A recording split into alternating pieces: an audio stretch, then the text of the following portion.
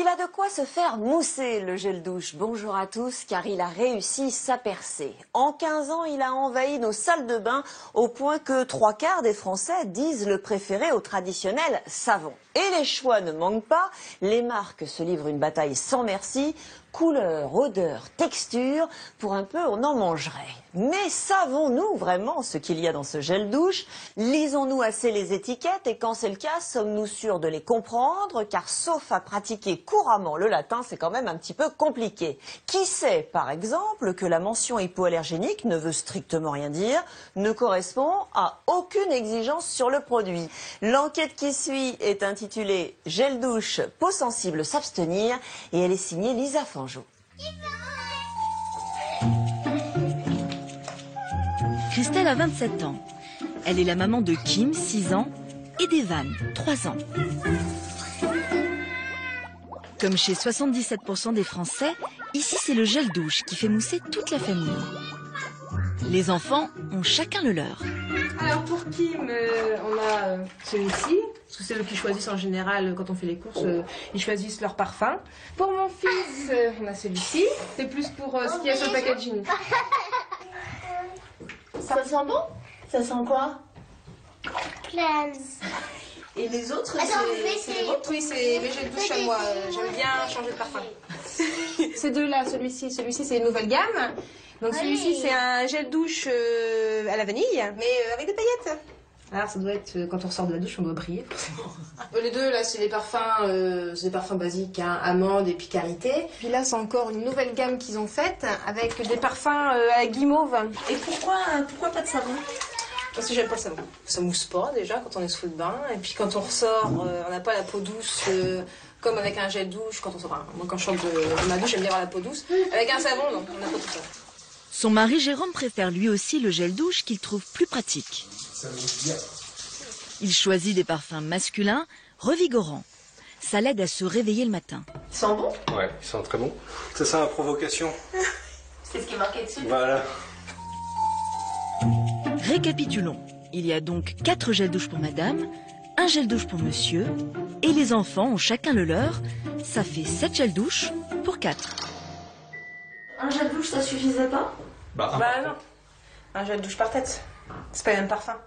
Il y a les parfums pour enfants, parfum garçon, parfum petite fille, parfum femme et puis parfum homme. Le gel douche est devenu la star de nos salles de bain et les Français en sont accros. En quelques années, il a envoyé le savon aux oubliettes. Tous les jours, nous lui offrons notre corps en toute confiance. Mais savons-nous vraiment ce qu'il y a dedans? Il se dit détoxifiant, satinant, nourrissant. Et pourtant, certains ingrédients peuvent être dangereux pour la santé. En France, le gel douche a colonisé les rayons de nos supermarchés. Il s'en vend plus de 500 000 par jour. Et pour attirer le client, les marques se livrent une guerre sans merci. Enquête sur les coulisses pas toujours très propres de toutes ces jolies bulles.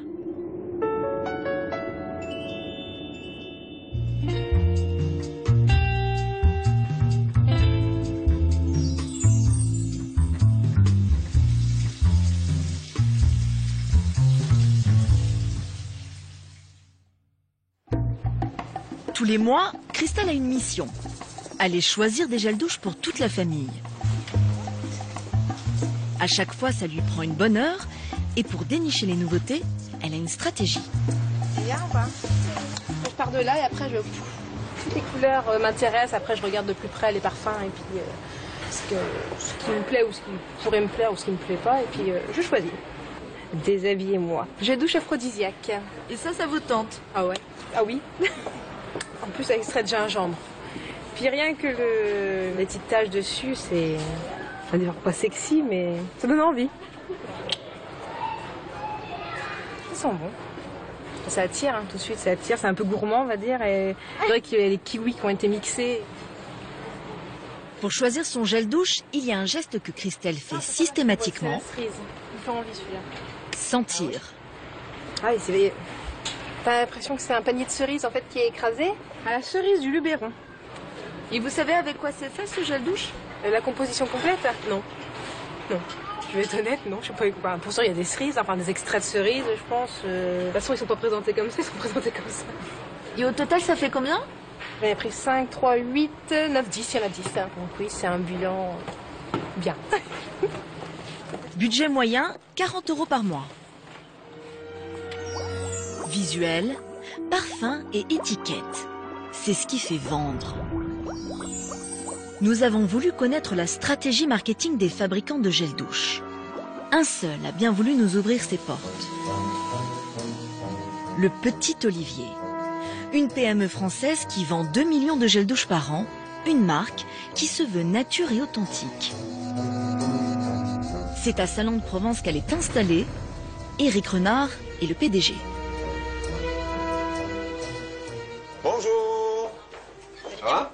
Aujourd'hui, il a rendez-vous avec l'équipe marketing qui s'apprête à sortir une nouvelle gamme de gel douche. Un flacon de grande taille, un format familial. Parce que c'est sympa ça, je trouve. On pense qu'il y a une réelle opportunité. Ouais.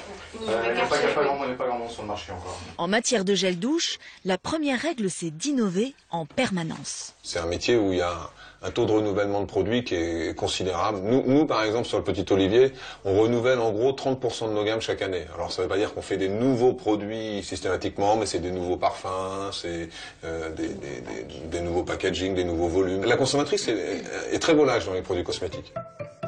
Si le Petit Olivier innove tout le temps, c'est parce que la concurrence est rude. La marque ne représente qu'1% du marché des gels douche. Face à elle, 4 multinationales hyper puissantes.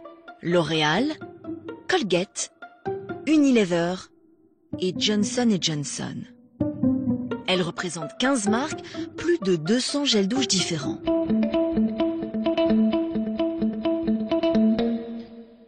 Ok. Alors pour attirer l'attention, le Petit Olivier mise tout sur le packaging. Gros plan de fruits, couleurs douces, tout évoque la simplicité et la nature. Donc là, l'amande est de karité et du coup le coton, voilà, ça parle à la consommatrice. Il faut que l'étiquette accroche cette consommatrice immédiatement. Une formule d'une très bonne qualité. Donc en moins de 30 secondes, elle va prendre le produit. En général, elle va l'ouvrir, elle va le sentir, elle va regarder si le prix en fait lui convient et puis elle met dans le caddie. Donc l'acte d'achat en fait se fait vraiment très très rapidement. C'est pour ça que le pack est essentiel parce qu'en moins de 30 secondes, il faut que le produit ait séduit la consommatrice. Et pour la séduire, il ne faut surtout pas lui parler d'hygiène, mais la faire rêver. À Tahiti, il existe un produit naturel et très doux. D'abord, il y a eu les gels douche qui nous vendaient de l'évasion. Le premier, c'est Tahiti, en 1974. Une douceur qui vient de la nature et qui laisse votre peau toute souple. Des images des tropiques, odeur de monoeil et de tiaré. Frais pour le corps, doux pour la peau. Ça marche.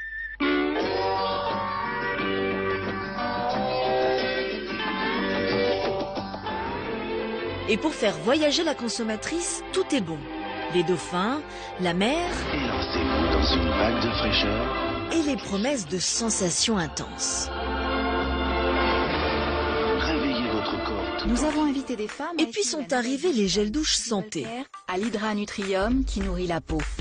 censés embellir votre peau. Tard, nous les avons pris en Dove photo. s'est emparé du Le créneau. résultat, quand elles ont vu que leur peau était plus belle, une seule question s'est posée. Exotisme, santé, nature, écologie, chaque gel douche crée un univers et raconte une belle histoire aux consommateurs. Bref, toujours des promesses. Bogna Kazmarek est experte en marketing sensoriel, ou comment stimuler vos sens pour vous faire acheter un produit.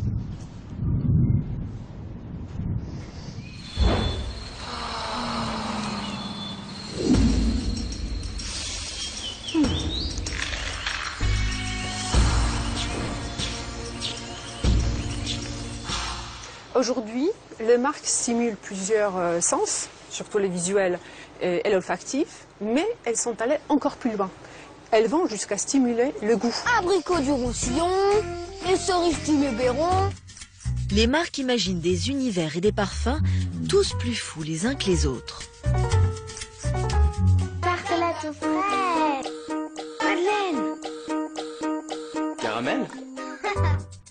Une façon de nous faire voyager en enfance, faire ressurgir des souvenirs.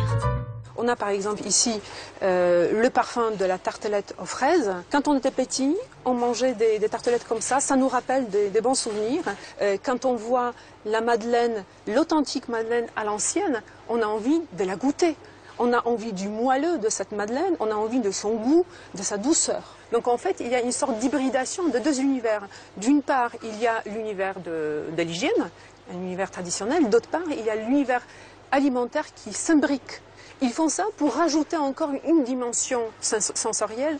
Plus vous communiquez sur le sens, plus vous captez le consommateur, plus vous l'attachez à la marque. L'addiction, c'est ce que recherchent les marques en jouant sur vos émotions. Et pour cela, elles s'adressent directement à votre inconscient. Elles cherchent à vous faire croire qu'elles font bien plus que vous l'avez. En disant « cajolez-moi et déshabillez-moi », la marque suggère la présence d'un homme à côté de la femme qui prend la douche, et ensuite c'est l'incitation à l'action. En fait, le consommateur n'aime pas rester passif.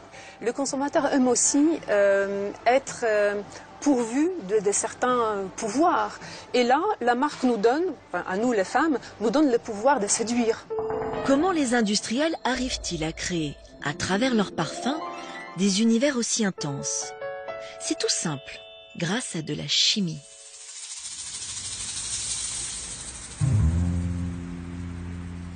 Sur la Côte d'Azur, Grasse, la capitale de la parfumerie.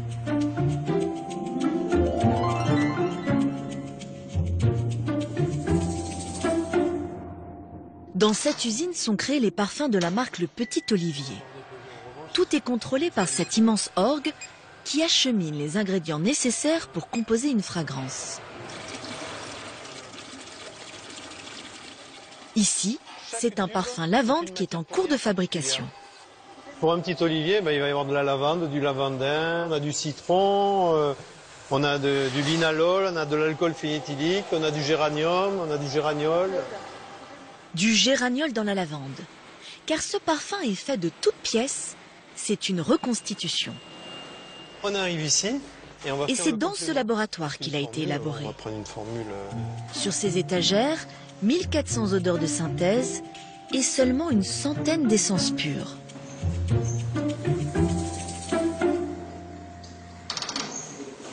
Rose, voilà. Comme dans ce flacon, un véritable parfum de rose fait à partir de l'extraction de milliers de fleurs. Et ça vaut combien un petit flacon comme ça? Entre 7 et 10 000 euros le kilo. 10 000 euros. On utilise ça pour les gels douche? Non. Non, parce que le prix est prohibitif. On va l'utiliser. Là, on pourrait, mais faut que vous acceptiez de vous laver avec un gel douche à 20 euros. Là, ça va pas être simple. Hein. Ouais. Est-ce qu'on en a ici? Alors, avec une cinquantaine d'ingrédients, on recrée un parfum de rose. Voilà. Ici, on a une rose. Et on a une note rose, malgré tout. Ah bah oui. Ah oui, ça sent la rose. Ça sent la rose. Et ça, c'est moins cher? Ça, c'est moins cher. C'est-à-dire que l'Absolu Rose, on en a parlé tout à l'heure, 8 000 euros le kilo. Et ça revient à 20 euros le kilo.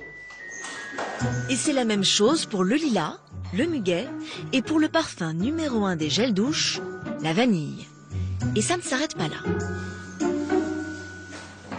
Là où la synthèse, mais Claude le dirait mieux que moi, intervient beaucoup, c'est quand on commence à faire des notes qui sont déconnectées de la réalité. Bien sûr. Mais quand la tarte à la fraise, quand on commence à faire du caramel, ça poussera dans la nature, le caramel. Le croissant. Le croissant, voilà, des choses. La madeleine, voilà. Là, on n'a plus de naturel, ou beaucoup moins, bien sûr. Les industriels peuvent recréer des parfums à l'infini et pour pas cher. En rayon, un gel douche coûte 2 à 4 euros. Le secret d'un prix aussi bas vient en partie de ce parfum synthétique. Mais au fait, c'est fait avec quoi un gel douche?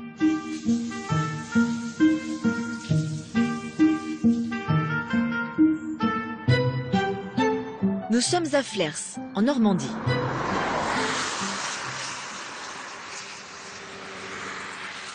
Cette usine spécialisée dans la fabrication de cosmétiques est l'une des plus grandes de France. C'est ici que sont fabriqués les gels douche du Petit Olivier. Nous retrouvons son PDG. Comme chaque mois, il vient rendre visite à son fournisseur, Yannick Brunet. Il va falloir qu'on se déguise. Le patron de l'usine est un ancien charcutier qui s'est reconverti il y a 30 ans dans le monde de l'hygiène. Là, tu as un miroir, tu peux te mettre propre. Ça devrait poser. C'est la première fois qu'il ouvre ses portes aux caméras. Ici, c'est un peu l'arrière-cuisine du rêve et de la cosmétique.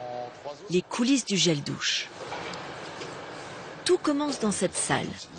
On y pèse les ingrédients de la formule, comme là, le parfum, mais aussi les conservateurs, les extraits végétaux et les colorants.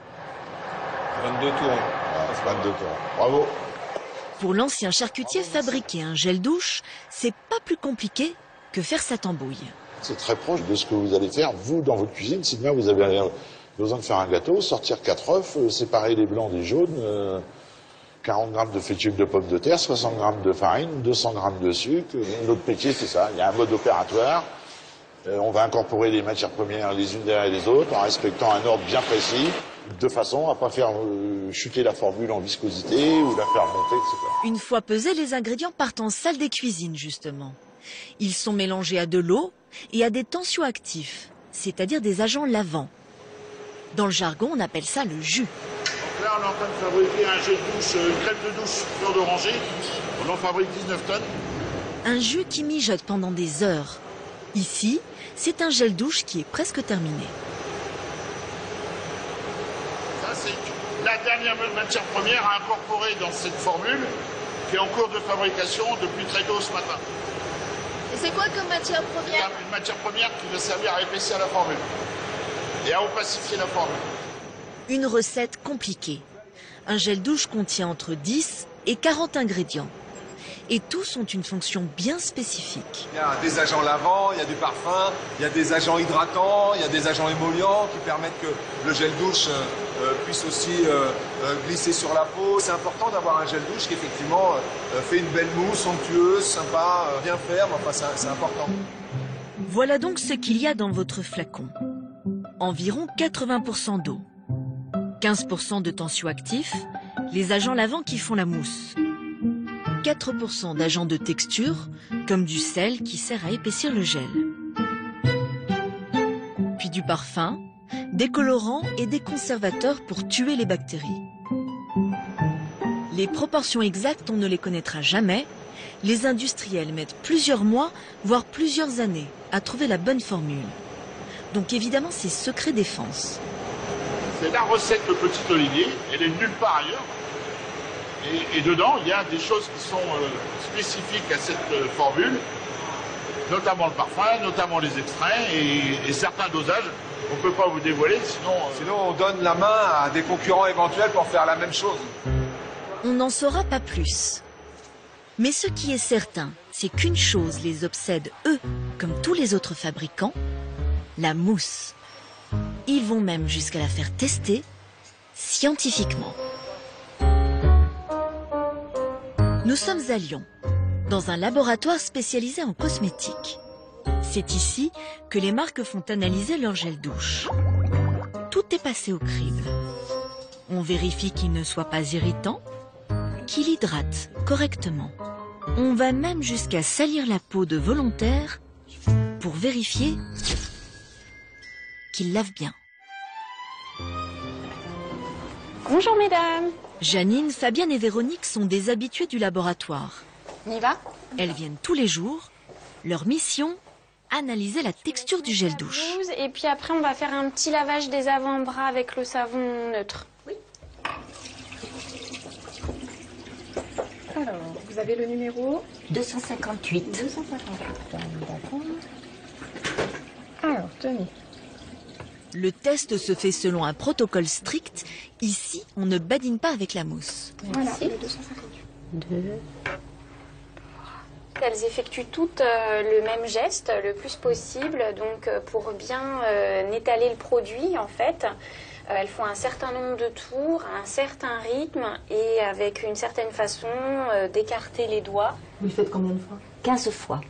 En principe, nous venons une fois par semaine en formation. Ah oui? Oui, oui. Ah, rien n'est laissé au hasard. Hein. Ah non, mais non, c'est sérieux. Hein. Alors, le 619. Et ce qu'elle regarde en premier, c'est si le produit mousse bien. Merci. Une qualité essentielle pour le consommateur. Ce n'est pas toujours le cas. Et voilà, j'en suis à 15. Alors évidemment, là, moi, fiasco, hein. Pas de bulle. Bon. Ça va, Janine? Très bien.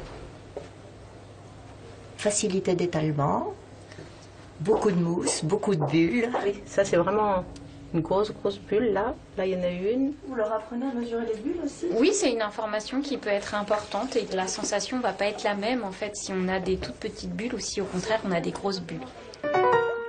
Onctuosité de la mousse, bulles généreuses, autant d'informations qui sont précieuses pour les marques. Mais au fait, qu'est-ce qui donne cette mousse abondante? En retournant les flacons, un ingrédient revient systématiquement. Le sodium laureth sulfate.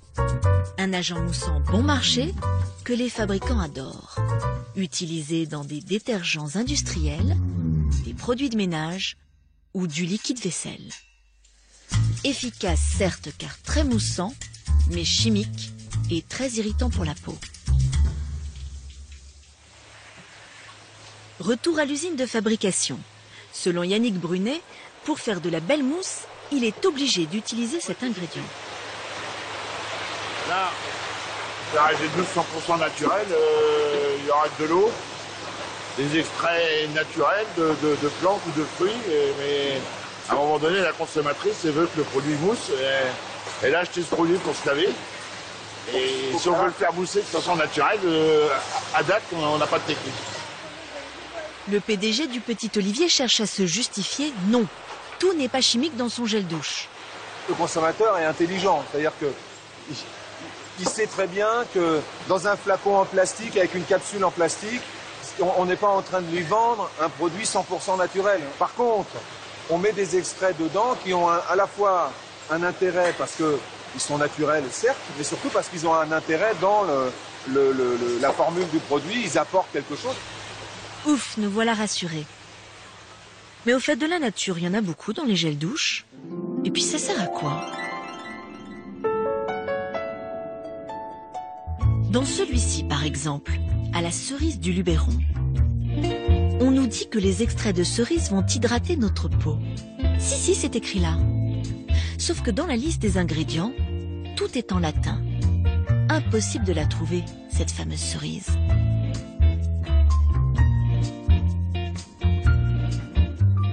Alors nous sommes allés à Lille à la recherche de la cerise du Luberon. Là, nous y rencontrons un spécialiste des cosmétiques.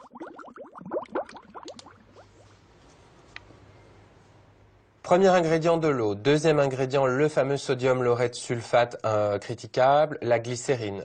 Julien Québec est journaliste et blogueur. Les étiquettes n'ont aucun secret pour lui. Ensuite, les polypropylènes glycols.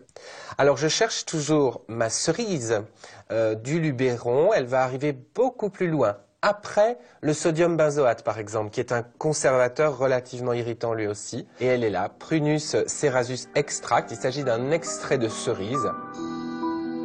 Un extrait de cerise qui arrive à la 14e place dans la liste des ingrédients, après les colorants, le parfum et les conservateurs. Donc, moins de 1%. Ça, c'est réellement honteux. Le fait d'avoir la possibilité en France de trouver voyez ici, des illustrations qui évoquent vraiment la nature, alors que cette nature, elle est noyée dans une mer d'ingrédients synthétiques, chimiques certes, mais d'une chimie de bas étage.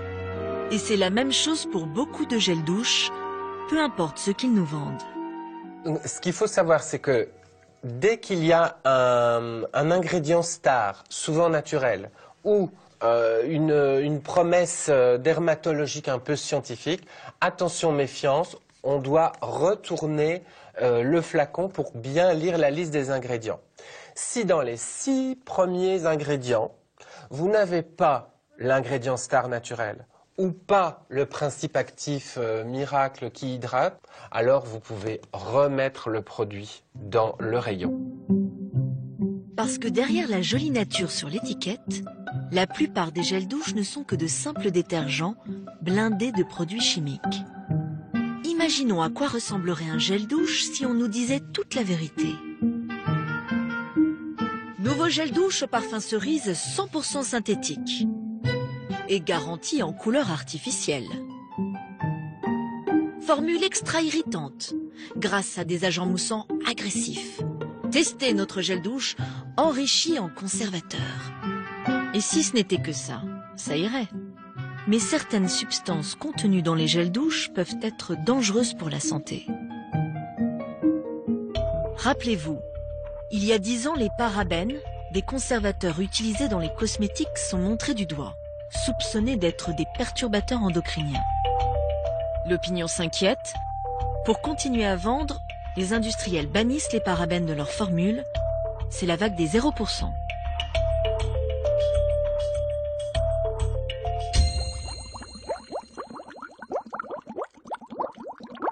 Laurence Wittner est journaliste. Elle tient un site d'information sur les cosmétiques. Il y a un créneau marketing, si vous voulez, pour le fabricant, à s'afficher sans parabènes. Parce que le consommateur qui va avoir sans parabènes, monsieur, c'est sans parabènes, donc c'est bien. L'absurdité, c'est que le parabène a souvent été remplacé par un autre conservateur, encore plus nocif. Alors, je vais regarder ce qu'il y a à la place, parce que quand on voit un sans sur une étiquette, sans quelque chose, il est toujours intéressant de chercher par quoi il a été remplacé. Et là, eh ben, bingo, il a été remplacé par ce fameux couple de la méthylchloroisothiazolinone avec la méthylisothiazolinone, dont on sait maintenant, scientifiquement et officiellement, qu'ils sont très allergisants et qu'il va falloir arrêter ou beaucoup limiter leur utilisation. Est-ce qu'on a vraiment gagné au change? Je pose la question. Le méthylchloroisothiazolinone et le méthylisothiazolinone. Deux noms barbares, une seule molécule, l'isothiazolinone. Le pire, c'est qu'il y a 20 ans, ces conservateurs largement utilisés avaient été abandonnés car trop allergisants. Aujourd'hui, les fabricants les ont remis sur le marché sans aucun scrupule.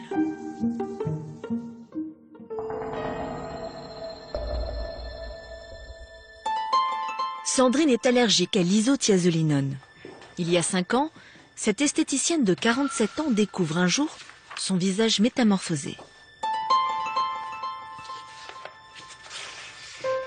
Quand vous vous réveillez le matin et que vous voyez ce spectacle dans la glace, c'est très dur psychologiquement de se voir défiguré, quoi. On voit bien que les paupières étaient enflées, donc j'avais des irritations au niveau du visage, des mangeaisons, enfin vraiment comme des brûlures. Des symptômes qui empirent au cours des semaines. Eczéma puis œdème, Sandrine finit hospitalisée et découvre que le responsable est l'isothiazolinone dans son maquillage et son gel douche. Aujourd'hui, elle doit éviter tout contact avec ce conservateur. Dès qu'il y a la présence de cet allergène, de l'isothiazolinone, je fais une réaction cutanée. Je peux plus du tout, hein, mais aussi bien, pas que dans les cosmétiques, dans les lessives, enfin partout, dans les produits d'entretien, donc vraiment... Une allergie à vie qui empêche Sandrine d'exercer son métier d'esthéticienne. Elle ne peut plus utiliser les produits de soins. Et dans les rayons du supermarché, pour trouver un gel douche, c'est un véritable casse-tête. Elle passe son temps à lire les étiquettes. Caramel, alors je regarde, puis même avant, je ne regardais pas la composition. Et voilà, bingo, méthylchloroisothiazolinone, méthylisothiazolinone. Alors, sans savon, peau sensible, présence donc du méthylisothiazolinone. On voit bien là. Méthylchloroisothiazolinone plus le méthylisothiazolinone. Donc là, il y a les deux conservateurs. Méthyliso, méthylchloro, il y a de l'isothiazolinone partout. Sandrine tente sa chance avec un produit pour enfants. Gel nettoyant, douceur, corps et cheveux. Ah ben tiens, en plus, c'est pour bébé aussi. Bébé, enfant, adulte. Donc je me dis que bébé, il n'y a pas de risque. Parce que les bébés, ils ont des peaux très très fragiles. Hypoallergéniques, ne pique pas les yeux. Ben, c'est parfait ça. Ben voilà, méthylisothiazolinone. J'ai une peau sensible. Dernier essai, un gel douche hypoallergénique Dove. Un des leaders du marché qui a bâti son succès en vendant des produits hydratants pour peau sensible. Je vérifie quand même la composition. Voilà, et qu'est-ce que je vois? Méthylisothiazolinone. Donc c'est indiqué hypoallergénique, censé limiter les risques allergiques. Et finalement, il y a le conservateur méthylisothiazolinone qui, lui, est un allergène reconnu. Ça m'énerve parce que recommandé par les dermatologues, alors franchement, enfin, hypoallergénique, alors ça ne veut plus rien dire. C'est...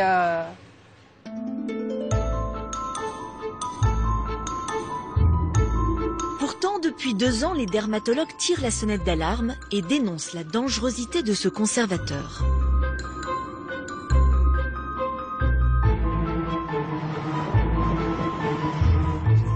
Le docteur Annick Ponsguiro est dermatologue, allergologue.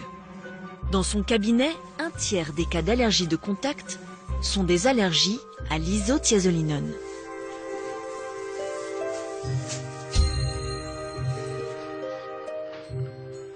Depuis quelques années, disons depuis 3-4 ans, on voit les cas exploser. Et je ne suis pas la seule, tous les dermatologues le disent, il y a des publications nombreuses dans tous les pays européens sur l'explosion avec les produits contenant de la méthylisothiazolinone, si bien qu'à l'heure actuelle, c'est un problème de santé publique au niveau des cosmétiques européens. C'est un produit qui doit disparaître, à mon avis. Même les industriels s'inquiètent. Il y a 4 mois, le syndicat européen des fabricants de cosmétiques conseille à ses adhérents de retirer ce conservateur de tous les produits qui ne sont pas rincés.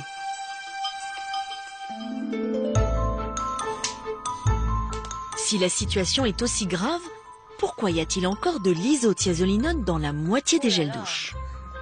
Oh là là, faut que je mette mes lunettes. Nous lui présentons quelques produits contenant ce conservateur. Dans un premier temps, Annick Ponsguiro est révoltée. Alors ça peut pas durer. Ça peut pas durer, ça. Ça peut pas durer. Mais devant le gel douche hypoallergénique Dove, surprise. Marque recommandée par les dermatologues. Je sais, ça va être un problème pour moi. Ça va être un problème parce que je suis expert chez Dior et chez Dove, enfin chez Le Vert. Et je leur ai dit 25 fois et je leur ai déjà fait des... Annick Ponsguiro est consultante chez Dove. Effectivement, c'est un peu gênant. Ici aussi, méthylisothiazolinone.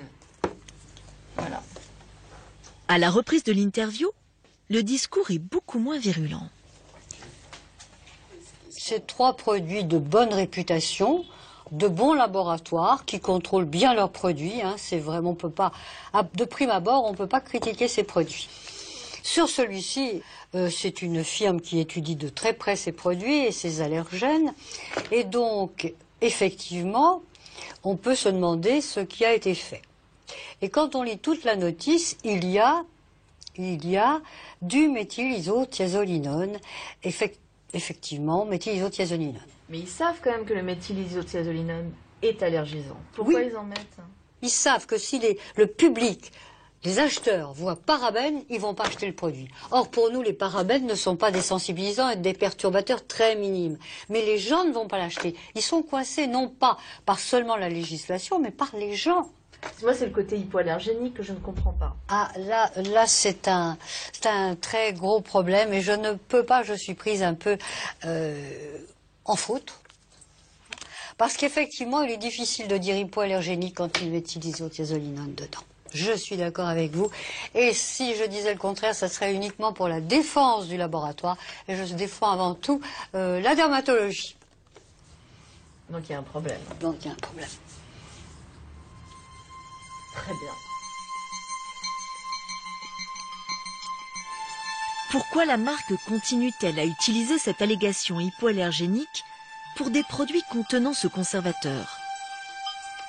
Nous avons contacté Dove, qui a accepté une interview, mais par téléphone uniquement. C'est la responsable de la communication qui nous répond elle sait qu'elle est enregistrée. Ce que je ne comprends pas, c'est pourquoi garder une allégation hypoallergénique. L'utilisation du terme hypoallergénique n'empêche pas l'éventualité pour certains consommateurs de développer une réaction allergique. C'est un produit conçu de manière à minimiser le plus possible les risques d'allergie. Non mais vous êtes d'accord avec moi, le méthylisothiazolinone est un fort allergène. On est d'accord. Ce qui est important, c'est que quand on fait des tests sur des produits, auprès de consommateurs ayant une sensibilité, ces tests montrent que ces personnes qui ont une peau sensible n'ont pas développé de réaction allergique. Voilà. Dove se base sur un test effectué sur 98 personnes pendant seulement 6 semaines. Or, l'allergie à ce conservateur se fait sur la durée, après un certain nombre d'expositions. Mais pour Dove, il n'y a aucun risque.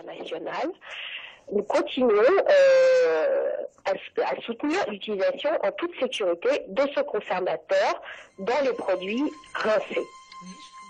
Dove continuera à utiliser le méthylisothiazolinone dans ses gels douche et à y apposer une mention hypoallergénique. Et ils ont le droit. La loi les autorise à utiliser ce conservateur jusqu'à 0,01%, une dose jugée sûre. Mais ce produit, on le met tous les jours sur la peau. Selon Yannick Vicaire, c'est bien ça le problème. Il est chargé de mission du réseau Santé-Environnement. Il dénonce l'utilisation de produits chimiques dangereux dans les cosmétiques. Pour lui, ce n'est pas que la dose qui fait le poison. Aujourd'hui, la loi ne tient pas compte de ce qu'on appelle l'effet cocktail. Aujourd'hui, on est dans notre vie. La réalité, c'est qu'on vit dans une soupe chimique. Tout ce qu'on boit, tout ce qu'on mange, tout ce qu'on respire, notre intérieur, notre extérieur, nous expose à des milliers de substances chimiques. Pas à une seule, à des milliers. Parabènes, isothiazolinone ne sont qu'un faible pourcentage des 100 000 substances chimiques qui nous entourent. Des substances faiblement dosées, mais qui se mélangent et s'accumulent. Est-ce que c'est si dangereux que ça, les gels douche? Le gel douche, enfin, je ne veux pas le stigmatiser comme le péril qui vous attend dans votre salle de bain. C'est juste que pris dans l'ensemble des expositions auxquelles on est confronté, c'est une petite pièce du puzzle. Et donc une contribution du gel douche aux pathologies qu'on associe aujourd'hui avec cette soupe chimique. Alors sommes-nous condamnés à nous laver avec de la chimie pour le reste de nos jours? À croire les industriels de la grande distribution, oui.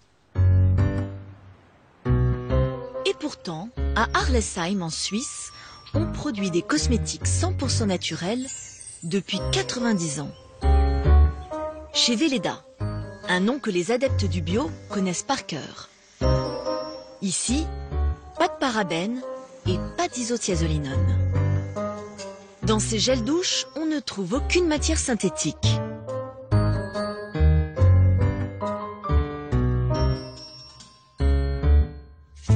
Marc Folmer est le directeur de Velleda France. C'est quoi tout ça? Tout ça, ce sont les composantes d'une crème douche. Donc d'abord, bien sûr, comme dans toute douche, les tensioactifs, d'origine naturelle, bien sûr, ils sont issus de la pulpe de noix de coco et de sucre. Et c'est les plus doux qui existent sur le marché, les plus chers aussi d'ailleurs. Il y a les principes actifs qui sont l'huile de graines d'argousier et également de l'huile de sésame.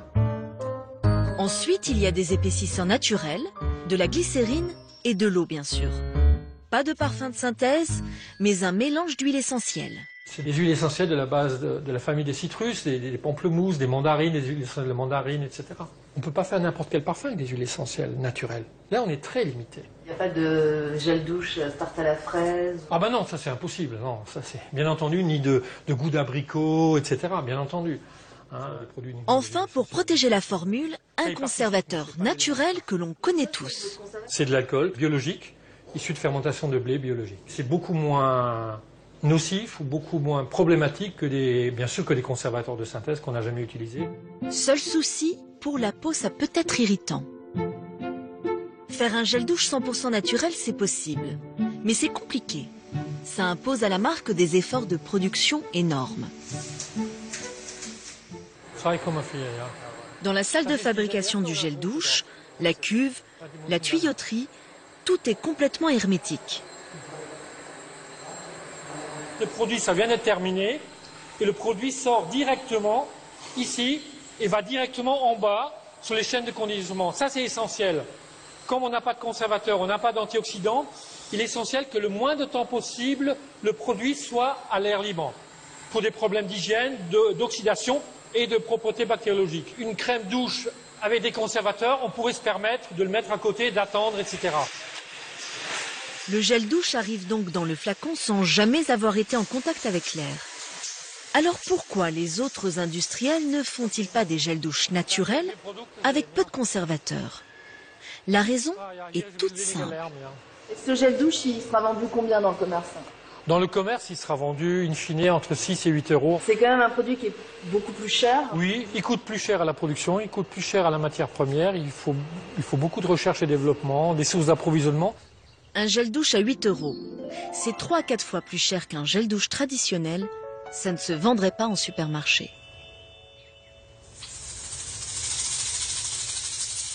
Reste qu'aujourd'hui, afficher le naturel est un bon argument de vente. Les marques sont nombreuses à surfer sur cette nouvelle tendance. La dernière à débarquer en France s'appelle Lush. Cette marque anglaise prône des cosmétiques frais et faits main. Ici, on se croirait presque dans une épicerie fine. On nous vend des produits à base de fruits et de légumes. Les gels douche sont au jus de pamplemousse. On nous promet du 100% frais et fruité. Lush a même pensé à faire des vidéos pour vous montrer comment tout cela a été fabriqué. Salut, moi c'est Andy. Aujourd'hui, on fabrique le rameau d'olivier. Derrière, Bob presse les mandarines. À l'écouter, Bob presse ce jour-là 200 kilos de mandarines pour faire le bon jus qui finira dans votre gel douche. Ici, on mélange la base de gel douche avec le jus de mandarine et on rajoute de l'huile d'olive de commerce équitable. De l'huile d'olive, du parfum et un peu de sel. Bref, une recette simplissime et qui semble 100% naturelle. Il n'y a plus qu'à mettre en bouteille. Voilà, c'est comme ça que c'est fait. Et en boutique, cette marque à l'allure écolo séduit.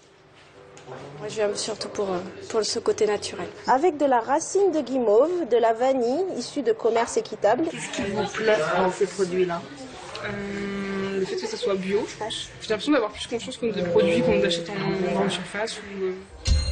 Sauf qu'ici, les produits ne sont pas bio et les gels douche sont loin d'être entièrement naturels.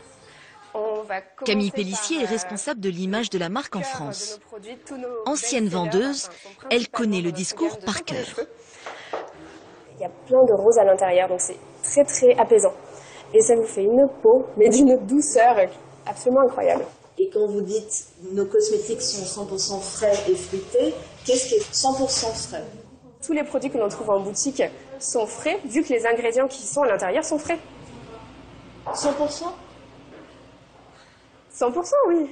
Pourquoi pas? Alors, bon, après, moi, je vois dans ce produit de l'eau, du laurette sulfate de sodium, le tensioactif irritant, des texturants, des colorants artificiels.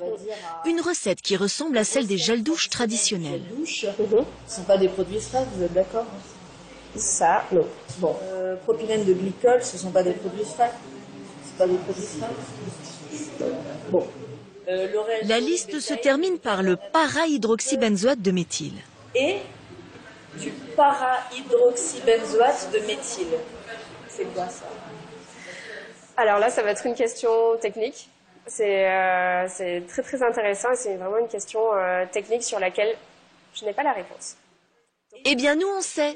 C'est l'autre nom d'un parabène, le méthylparabène.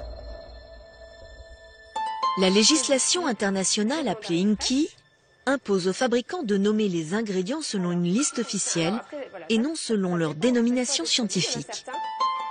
En utilisant para-hydroxybenzoate de méthyle, le nom scientifique du méthylparabène, Lush évite d'inscrire sur cette étiquette le mot qui fait peur, parabène. Ce gel douche, en quoi il est différent d'un gel douche qu'on peut acheter dans le commerce traditionnel? C'est ça que j'essaie de comprendre, en fait. Alors celui-ci, il est... Voilà, comment dire, ce sont... Pas de réponse. Embarrassé, Lush nous demande de revenir 2 jours plus tard pour interviewer une autre responsable plus à même de répondre à nos questions. Des codes couleurs. Rebelote. Tous les ingrédients qui sont inscrits en vert sont les ingrédients naturels. Est-ce que vous pouvez me dire ce que c'est que le para-hydroxybenzoate de méthyle? C'est un conservateur, c'est un parabène. Et justement, cette étiquette-là n'est pas encore aux normes. Il faut savoir qu'on doit stipuler le nom INCI des ingrédients. Ça, c'est pas le nom INCI. Ça, c'est pas le nom INCI. Et que si vous regardez ce même gel douche dans le catalogue, vous allez voir qu'on Oui, non, mais je veux dire, quand on achète sur l'étagère, on voit pas qu'il y a du parabène dedans. On peut vous le dire, c'est dans le catalogue. Et encore une fois, c'est un exemple de problème d'étiquette qui va être réglé. Comment ça se fait qu'une entreprise avec 900 boutiques dans le monde puisse faire une grossière erreur d'étiquetage? Parce que l'erreur est humaine et c'est une entreprise humaine. Et les produits 100% frais, c'est quoi alors? Ça, c'est un produit 100% frais. Alors, ce produit est 100% frais parce qu'il a été fabriqué au mois de janvier. Bien évidemment, dedans, vous avez quelques produits synthétiques qui, bien évidemment, ne sont pas frais puisque les synthétiques ne sont pas pressés d'un jus de fruits. Ce serait formidable, mais ce n'est pas le cas. Quel est l'intérêt pour le consommateur, finalement? Parce qu'au bout du compte, il est valable, on peut l'utiliser pendant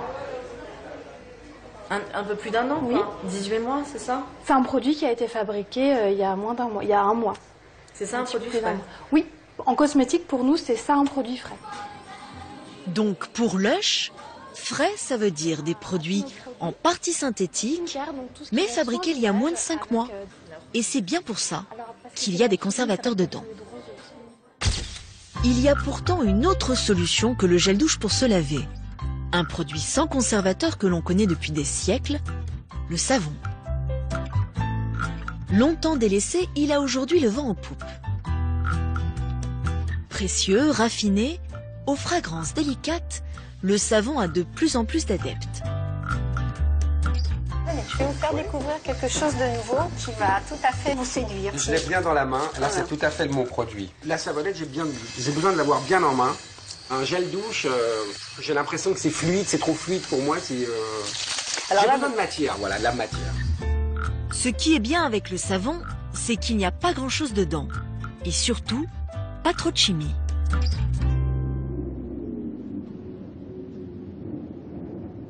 Direction Marseille. Au cœur des quartiers nord, la plus ancienne des savonneries françaises, la savonnerie Le Fer à Cheval. Ici, on fabrique le savon de Marseille depuis 1856, selon un savoir-faire ancestral. Il est entièrement naturel, constitué de 4 ingrédients seulement. La pâte de savon est créée dans ces énormes chaudrons. C'est Michel, le maître savonnier qui veille au grain. C'est tout à base d'huile végétale. De l'huile végétale, de la soude caustique, de l'eau et de l'eau salée. C'est tout. Aucun additif, il n'y a rien du tout. Pas de parfum? Il n'y a pas de parfum, non, ce ne serait pas un savon à Marseille. Pour fabriquer un savon, c'est simple.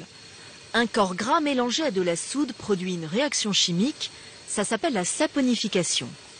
Tout ça chauffé à plus de 100 degrés. Michel scrute la texture de la pâte, c'est lui qui décide si elle est prête ou pas.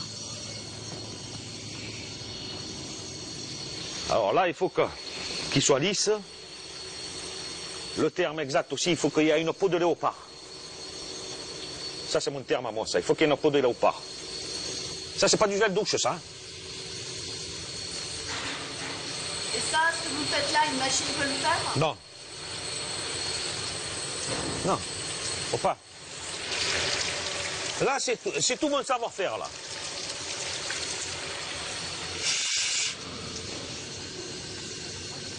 Et voilà, maintenant, il est terminé. Et pour moi, il est bon.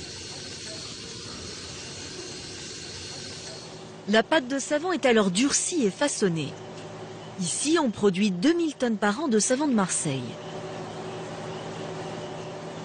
Cassé, voilà. Bernard Demeure est le responsable de l'usine. Il se bat pour que ce savoir-faire perdure. Car il ne reste en France que 3 savonneries à fabriquer le cube de façon traditionnelle.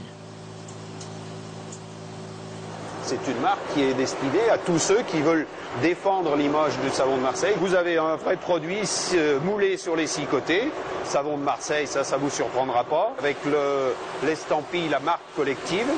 Le fameux 72% d'huile qui correspond à un savon naturel.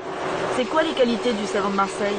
Voilà, il y a de quoi écrire tout un roman là-dessus.